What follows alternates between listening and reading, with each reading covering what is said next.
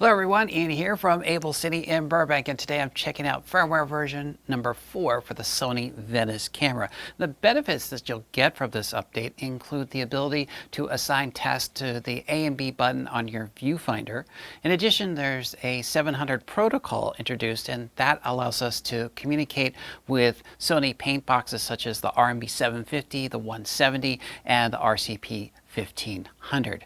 Additionally, we're going to get enhanced performance of the frame line menu with masking and frame lines. We also get a true progressive output at 25 frames per second and 29.97 frames through the HD SDI. In addition to those benefits, we also have the ability to now purchase a high frame rate license once firmware version 4 has been installed. And the high frame rate license opens up new capabilities with our resolutions in this camera.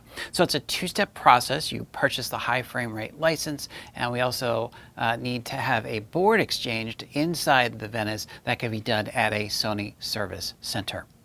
Once those updates have been made and that license has been purchased, you now have the capability of up to 120 frames per second in 239 4K Super 35 mode in the camera. That's a resolution of 4096 by 1730. Additionally, you can shoot up to 60 frames per second in the 6K full frame mode. That's the 3-tube mode. That's going to give us a resolution of 6048 by 4032. In 4K Super 35 4.3 mode, we can shoot up to 75 frames per second. This is our anamorphic with a height of 18 millimeters and a resolution of 4096 by 3024. And last but not least, we can capture 110 frames per second in Super 35 4K 17 by 9 mode, which gives us a resolution of 4096 by 2160.